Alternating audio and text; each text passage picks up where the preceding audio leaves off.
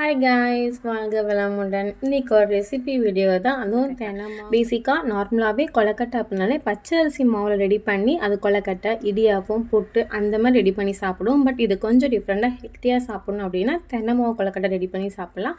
இதில் வந்து புட்டு, தெனை தோசை, தெனை இட்லி, தெனை அரிசியில் பொங்கல், அதுக்கப்புறம் அப்பம் இந்த மாதிரி அழகாக ரெடி பண்ணி டேஸ்ட்டாக ஹெல்த்தியாகவும் சாப்பிட்லாம். அது கொஞ்சம் ரொம்ப ஹெல்த்தான விஷயம். மற்ற ரைஸை கம்பேர் பண்ணும்போது, அதாவது வரகரிசி, சாமி அரிசி, மாப்பிளச்சம்பா அரிசி, சீரக சம்பா அரிசி அதெல்லாம் கம்பேர் பண்ணும்போது இதில் கொஞ்சம் ஹை லெவலில் டபுள் மடங்கு அயன் சத்து அதிகமாகவே இருக்கா. இந்த அரிசி வந்து ரொம்ப டேஸ்ட்டாக இருக்கும். அதை ப்ராப்பராக அழகாக ரெடி பண்ணி சாப்பிட்டா ரொம்ப சுவையாகவும் ரொம்ப அருமையாகவும் இருக்கும்.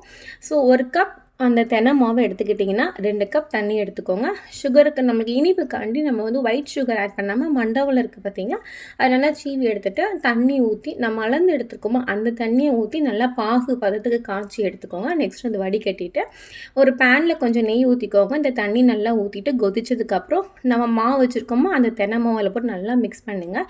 ஒரு அல்வா பதத்துக்கு வந்ததுக்கப்புறம் கொஞ்சம் கீ போட்டு இன்னும் கொஞ்சம் நல்லா மிக்ஸ் பண்ணிக்கோங்க. அதுக்கடுத்து நம்ம கையில் பிடிச்சி பாருங்கள், ஒரு அழகான ஷேப்புக்கு வந்துட்டு அப்படின்னா கொஞ்சம் வெந்துட்டுன்னு அர்த்தம். ஸோ நம்ம தேங்காய் திருவி வச்சுக்கோங்க. இல்லைனா வெஜிடபிள்ஸில் கேரட் அதையும் நம்ம வந்து குட்டி குட்டியாக கட் பண்ணிக்கலாம். இல்லைனா சீவியும் வச்சுக்கலாம். நம்ம அந்த ரெசிப்பியும் நெக்ஸ்ட் நம்ம வந்து வீடியோ அப்லோட் பண்ணுறோம்.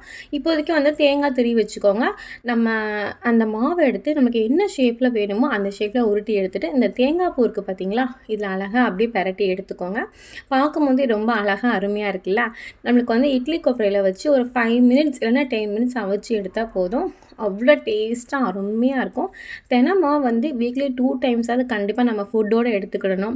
சப்பாத்தி, பூரி, இட்லி, பொங்கல் எது சாப்பிட்டாலும் அதில் கொஞ்சம் தினம் இந்த மாதிரி ஸ்நாக்ஸாக ரெடி பண்ணி சாப்பிட்டுக்கலாம்னா வீக்லி 1 டைம்ஸ் கஞ்சி மாதிரி வச்சுக்கலாம்னா பொங்கல் மாதிரி ரெடி பண்ணி சாப்பிட்டுக்கலாம். தினமும் சப்பாத்தி போட்டு சாப்பிட்டுக்கலாம். ஸோ நிறையா ரெசிபியில் ரெடி பண்ணி சாப்பிட்லாம். ஸோ தெனை வந்து உடம்புக்கு ரொம்ப நல்லது.